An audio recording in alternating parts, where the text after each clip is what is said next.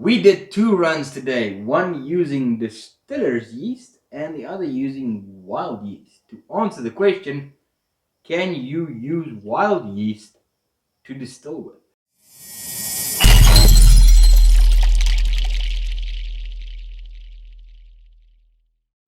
Hello and welcome back to the channel. My name is Beaver and today we answer the question, can you use wild yeast to distill with? Spoiler alert, answer is yes. Now, before we get into the rest of the video, let's quickly pop back to how we did this whole experiment. So we started off by creating an environment for us to capture yeast. Now I tried to keep the playing field as level as possible and used the same process for the distillers yeast as we did for the wild yeast. The process we did is we started with a inverted sugar wash. We took a very low ABV wash, added some nutrients and divided that small batch of wash into two jars. One we pitched just enough yeast to get that colony started, so it was about 1 gram of yeast, as accurate as I could measure it. For the wild yeast, we took a bunch of grapes straight off the arbor or the pre-hill.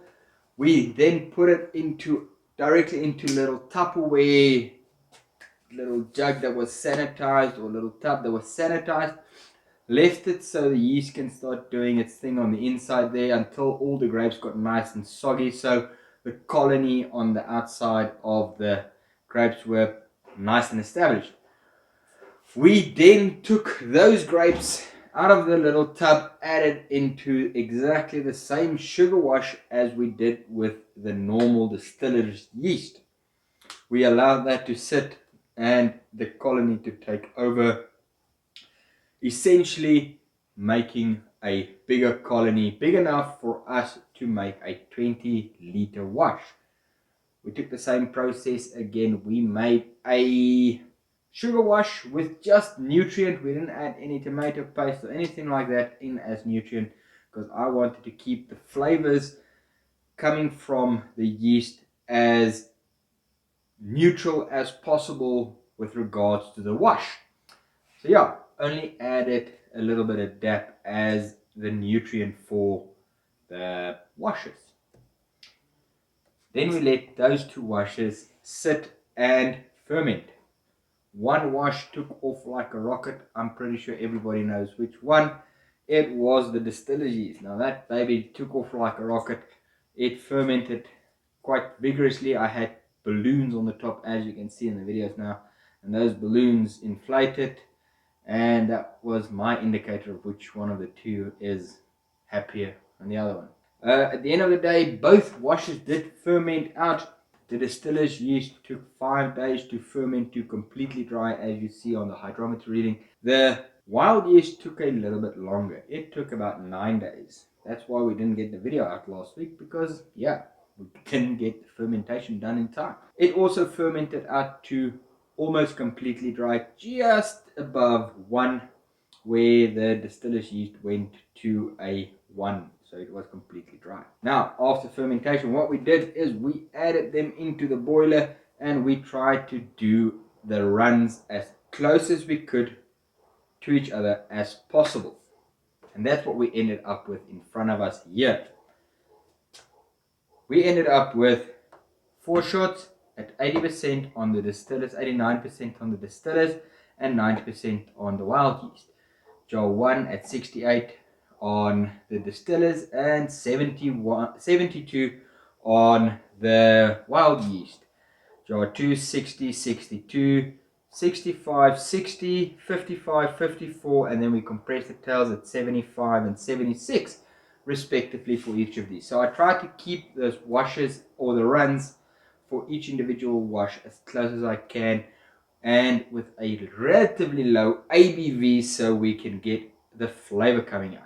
So here we have a small sample of each of the washes. Like I said, this is a straightforward sugar wash.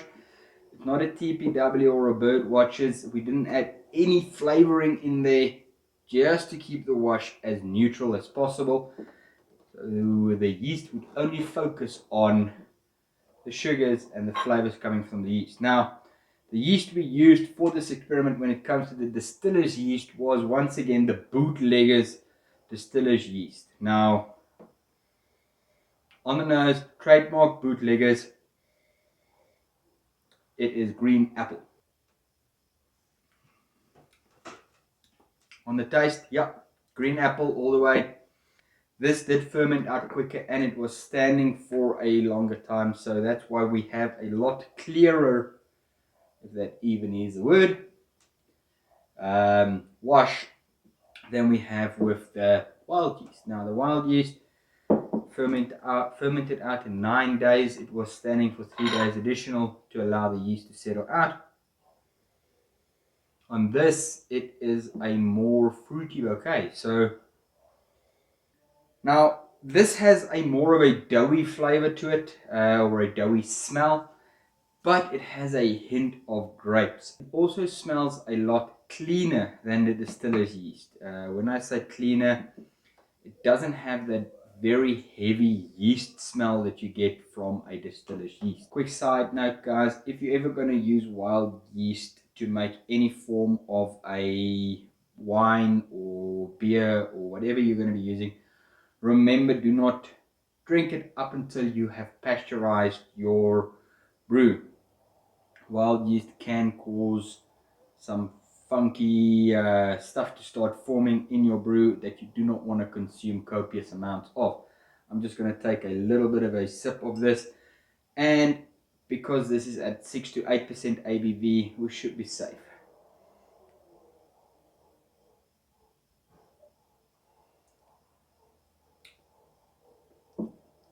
Flavor wise, it's a lot fruitier than this wash here. This has that green apple thing going on. This has more of a wine slash bread kind of deal. Now it's time to see if those flavors actually transferred over into this distilled product. Now, this was not a big run. I just ran it up until I smelled tails, then compressed it. Didn't capture any deep tails or anything like that. This is purely going to be judged on a hard cut type of flavor. Now, if you are familiar with a sugar wash, it has that sickly sweet, I don't know, Jesse and them explain it, and Bearded says it best as like a sugar bowl when you open up a jar of sugar and you get that initial hit of sugar coming in, that kind of smell to it. Very sweet. Let's quickly prove these down to the same ABV and see if we can pick up a difference in flavor and smell. This is the wild yeast that we will be mixing up first. We should now end up with roughly 1.6 liters of, not roughly 1.6 liters at 50% ABV for the wild yeast. Now it's time for the distiller's yeast. So we're going to mix everything in as we did before. Initially, can't really pick up a difference on jar 1, but we will see once it's proofed down and the water pulls out some more flavors. So with the distiller's yeast, we got a slightly higher yield on this small volume. The previous wild yeast run, we got 1.2 liters at 65%. For this one, we got 1.3 liters at 65%. So what I'm going to do is I'm going to discard 100 mils of this product, so we have exactly the same volume at 55%, at 50%, which is 1.6 liters. Because luckily, when everything was blended back together, both of these runs gave us the same ABV.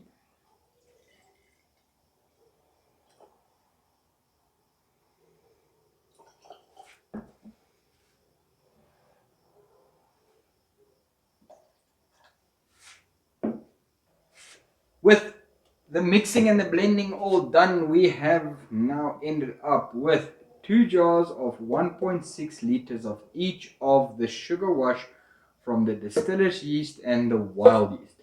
Keep in mind, we did run this at a lower ABV. You wouldn't normally run your sugar washes at such a low ABV because a sugar wash is normally used for a neutral wine or a neutral spirit, which you will in turn then use to make a gin or a vodka. Because this has been run at a lower ABV, we end up with some more flavor in it. And because we proofed it down as well to 50%, we should be able to pick out some more flavors on the end product.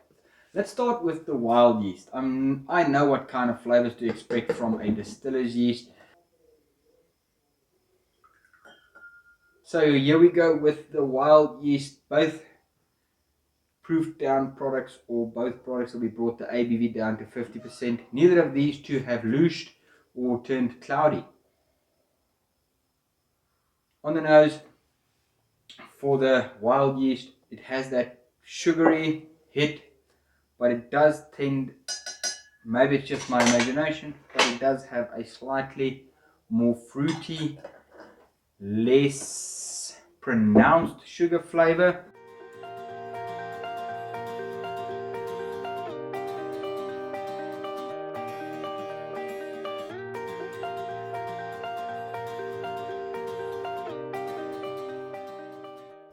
After spending a good amount of time tasting and going backwards and forwards between these two, there is a slight difference. And when I say slight, I literally mean slight, but it is noticeable. If you do a side by side with these two, your distiller's yeast is a cleaner flavor. So it worked through the sugars, it took away most of that sugar bowly flavors, but it did leave a nice sharp but clean taste. The wild yeast, on the other hand, keeping in mind we distilled both of these at the same, I know I keep repeating this, but we distilled it at the same ABV, so we should have a similar profile. This has a nutty sweetness to it that does not make it a neutral. So the idea on this was for the yeast to bring a flavor to the foreground. Now on the distillers, we know what the yeast brings to the foreground. On this, like I said, it has a nutty sweetness to it. So almost like a pecan nut sweetness to it. And the more time I spend with it, the more that pecan nut flavor comes to the foreground. Every time I sniff it, every time I taste it, it just brings that nutty flavor more and more to the foreground. So this specific strain of wild yeast that I used, that came from the grapes, added a nutty flavor to the end product, where our distiller's yeast here stripped away as much flavor as possible, only leaving us with that sugary bowl sweetness that we are used to for a sugar wash. So to answer the question, can you use wild yeast to ferment out your distiller's wash? The answer is yes, absolutely, 100%. Couple of drawbacks when it comes to that. This yeast was very finicky to keep it fermenting. We had to heat and cool and try and keep the temperature constant. It kept on wanting to stall, where the distiller's yeast just chewed through the sugars, went through it real quick. Will I in the future be using wild yeast? That depends. If I'm going to be doing a sugar wash, no. I'm looking for something that's neutral, that has very little to no flavor to it. I will be going with a standard distiller's yeast strain, or a bread yeast, or a brewer's yeast, but something I can depend on to hit the ABVs and hit the flavors that I know. If I'll be doing a brandy or a tequila or something like that, where I'm looking for a few off flavors, maybe something like a rum, where I'm looking for off flavors, I will definitely be playing around with this wild yeast. I'll be using the sediment to create my own yeast strain from this specific yeast strain to use in future videos. Get back to the question, can you use it? Absolutely. Does it make a difference? For sure. Makes a big difference on this flavor here, especially for me on my palate. Is it a viable option? Depends on you. For me, no, this is dependable, this is not. That's enough of me rambling. Thank you very much for sticking around all the way to the end. If you like these kind of videos, remember to hit it a thumbs up so I know to make more of this kind of content. If you would like to see more experiments like this, please put it down in the comments if there's something that's been bothering you or a question that you need answered, and I can do a video about it. Pop it down in the comments. And as always, remember to hit that subscribe little red button in the corner here. Have a lucky day.